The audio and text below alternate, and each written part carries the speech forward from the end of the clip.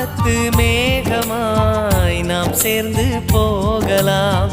பூங்கொத்தை போலவே முகம் வைத்து வாழலாம். நம் சிரிப்பை படம் பிடித்து